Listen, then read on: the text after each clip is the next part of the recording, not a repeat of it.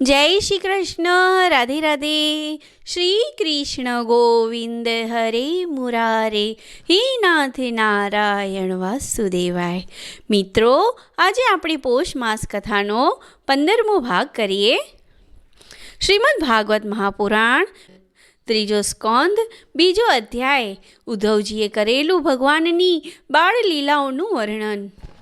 શ્રી શુકદેવજીએ કહ્યું, જ્યારે વિદુરજીએ પરમ ભક્ત ઉદ્ધવને આ રીતે પોતાના પ્રિયતમ શ્રી કૃષ્ણ સંબંધી વાતો પૂછી, ત્યારે ઉદ્ધવજીને પોતાના સ્વામીનું સ્મરણ થઈ આવ્યું અને હૃદય ભરાઈ આવવાને કારણે તેઓ કશો જ ઉત્તર આપી શક્યા નહીં.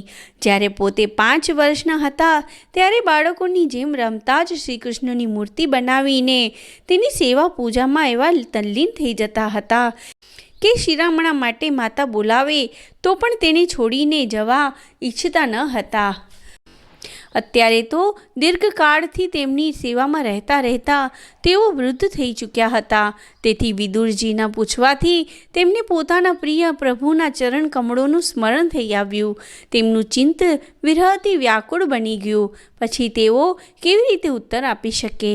ઉદ્ધવજી શ્રી કૃષ્ણના ચરણ કમળની મકરદ સુધાથી તરબોળ થઈ 2 ઘડી સુધી તો કંઈ પણ બોલી શક્યા નહીં. તીવ્ર ભક્તિયોગથી તેમાં ડૂબીને તેઓ આનંદમગ્ન થઈ ગયા. તેમના આખાય શરીરમાં રોમાંચ થઈ આવ્યો. આંખો બંધ થઈ ગઈ. આંખોમાંથી પ્રેમાશ્રુ વહેવા લાગ્યા.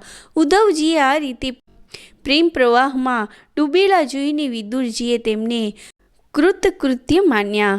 થોડા સમય પછી ઉદ્ધવજી ભગવાનના પ્રેમ ધામમાંથી ઉતરીને ફરી ધીરે ધીરે પાછા આવ્યા. ભગવાનની લીલાઓનું સ્મરણ થઈ આવતા તેમને વિસ્મય થયું કે હું ભગવાનના ધામમાંથી અહીં ક્યાં આવી ગયો. આંખો લૂછીને તે કહેવા લાગ્યા.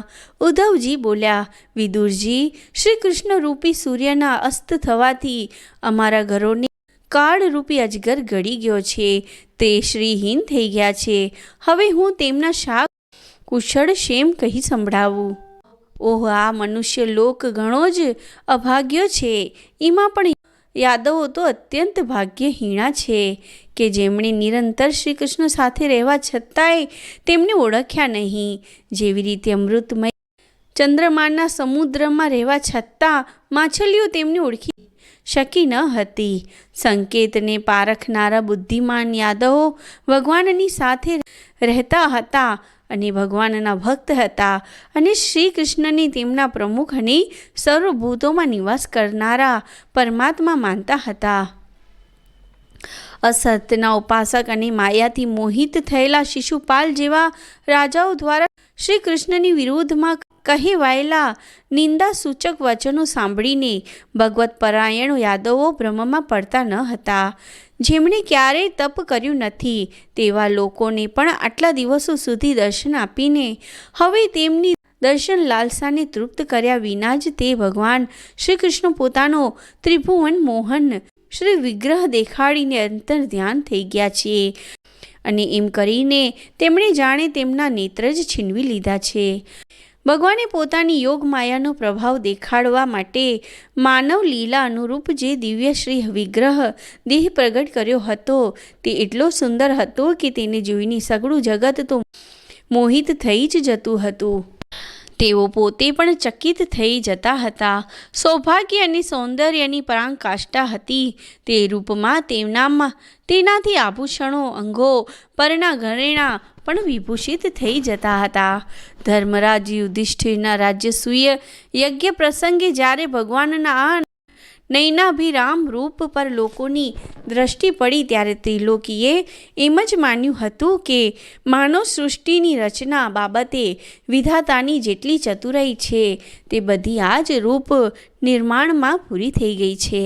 તેમના પ્રેમપૂર્ણ હાસ્ય વિનોદથી અને લીલામય દ્રષ્ટિથી સન્માનિત થતા વ્રજમાળાઓની આંખો તેમના જ પ્રત્યે ચોંટી જતી હતી અને તેમના ચિત્ત પણ એવા તલ્લીન થઈ જતા હતા કે તેમના ઘરના કામકાજ છૂટી જતા હતા. ચરાચર જગત અને પ્રકૃતિના સ્વામી ભગવાને જ્યારે પોતાના શાંત રૂપ મહાત્માઓને પોતાના જ ઘોર રૂપ અસુરોથી સતાવતા જોયા ત્યારે તેઓ કરુણાભાવથી દ્રવી ઉઠ્યા અને અજન્મા હોવા છતાં પણ પોતાના અંશ બળરામજી સહિત કાષ્ઠમાં અગ્નિ પ્રગટે તેમ પ્રગટ થયા. અજન્મા હોવા છતાં પણ વાસુદેવજીને ત્યાં જન્મ લેવાની લીલા કરવી, સૌને અભય આપનારા હોવા છતાં પણ જાણે કંસના ભયથી વ્રજમાં જઈ સતાવવું અને અત્યંત પરાક્રમી હોવા છતાં પણ કાળી યવન સામેથી મથુરા નગરી છોડીને ભાગી જવું. ભગવાનની આ કેવી અદ્ભુત લીલાઓ છે! જ્યારે હું તેમની લીલાઓને યાદ કરું છું ત્યારે તે મને બેચેન કરી મૂકે છે. તેમણે દેવકી વસુદેવના ચરણોને વંદન કરીને જે એમ કહ્યું હતું કે પિતાજી, માતાજી, કંસનો ભારે ભય રહેવાને કારણે મારાથી તમારી કોઈ સેવા થઈ શકી નહીં. તમે મારો આ અપરાધ ધ્યાનમાં ન લેતા મારા પર પ્રસન્ન થાઓ.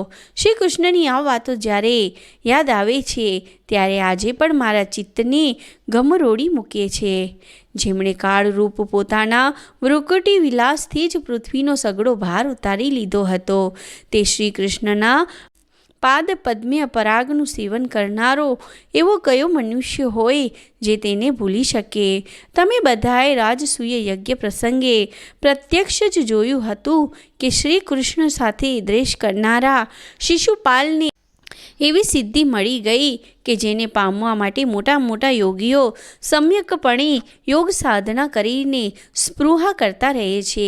તેમનો વિરહ ભલા કોણ સહી શકે? મહાભારતના યુદ્ધમાં શિશુપાલની જેમ જે બીજા યોદ્ધાઓએ પોતાની આંખોથી ભગવાન શ્રી કૃષ્ણના નયનાભિરામ મુખ કમળ મકરદનું પાન કરતાં કરતાં અર્જુનના બાણોથી વિંધાઈને પ્રાણ ત્યાગ કર્યો તે તમામ ભગવાનના પરમધામને પામ્યા. સ્વયં ભગવાન શ્રી કૃષ્ણ ત્રણેય લોકના અધીશ્વર છે. તેમના જેવું પણ કોઈ જ નથી, તો તે તેમનાથી ચડિયાતું તો હોય જ કોણ? તેઓ પોતાના સ્વયં સિદ્ધ ઐશ્વર્યથી જ હંમેશ પૂર્ણકામ છે.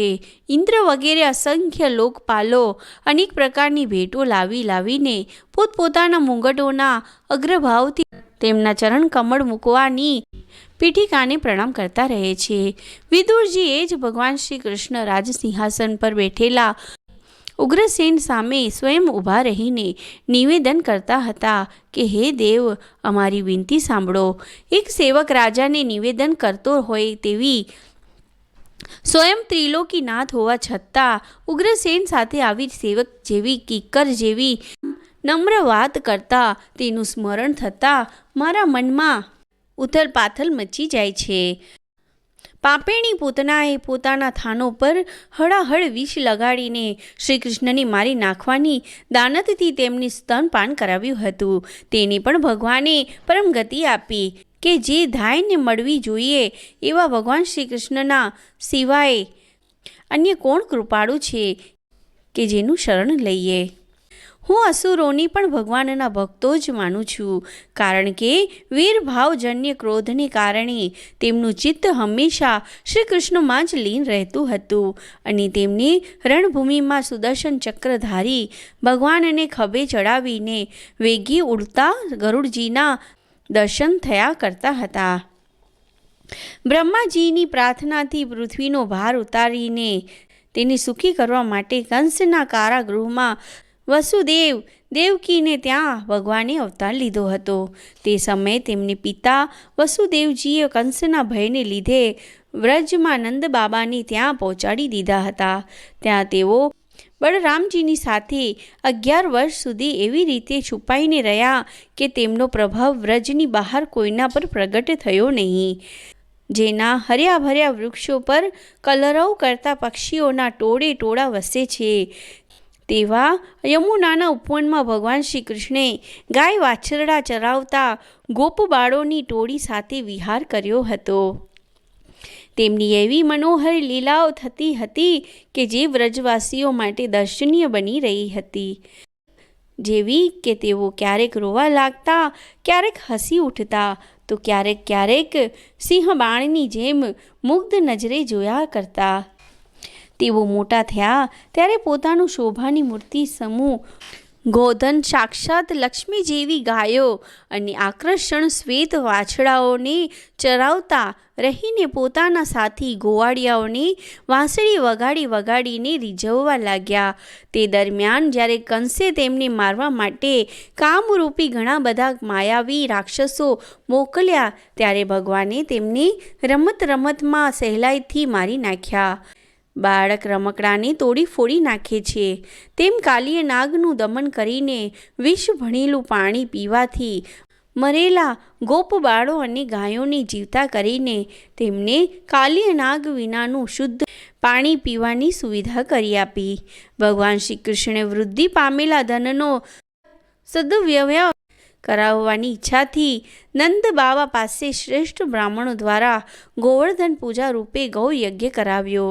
હે ભદ્ર, એનાથી પોતાનો માનભંગ થવાને કારણે ઇન્દ્રે જ્યારે ક્રોધિત થઈને વ્રજનો વિનાશ કરવા માટે મુશળધાર વરસાદ વરસાવવાનો આરંભ કર્યો, ત્યારે કરુણાધીન ભગવાને રમતમાં છત્રીની જેમ ગોવર્ધન પર્વતને ઉચકી દીધો અને અત્યંત ગભરાયેલા વ્રજવાસીઓનું અને તેમના પશુઓનું રક્ષણ કર્યું. સંધ્યા વેળાએ જ્યારે આખાય વૃંદાવનમાં શરદના ચંદ્રમાની ચાંદની છવાઈ જતી, ત્યારે શ્રી કૃષ્ણ તે ચંદ્રમાનું સન્માન કરતાં મધુર ગાન કરતા હતા અને ગોપ મંડળીની શોભા વધારતા તેમની સાથે રાસલીલા કરતા હતા. ઇતિ શ્રીમદ્ ભાગવતે મહાપુરાણે પારમહંસ્યામ સંહિતાયામ ત્રીજા સ્કંદ અંતર્ગત વિદુર ઉદ્ધવ સંવાદમાંનો બીજો અધ્યાય સમાપ્ત. જય શ્રી કૃષ્ણ. હરિનંદન નંદ મુકુંદ હરિનારાયણ હરિ ઓમ. હરિનંદન નંદ મુકુંદ હરિનારાયણ હરિ ઓમ. હરિ કેશવ હરિ ગોવિંદ હરિનારાયણ હરિ ઓમ. હરિ કેશવ હરિ ગોવિંદ હરિનારાયણ હરિ ઓમ. હરિનંદન નંદ મુકુંદ હરિનારાયણ હરિ ઓમ. હરિનંદન નંદ મુકુંદ હરિનારાયણ હરિ ઓમ. आओ रे कान्हा रे गोकुल के प्यारे, आओ रे नाचो रे रास रचाओ रे, आओ रे नाचो रे रास रचाओ रे. हरिनंदन नंद मुकुंद हरिनारायण हरि ओम. हरिनंदन नंद मुकुंद हरिनारायण हरि ओम. जय श्री कृष्ण. राधे राधे.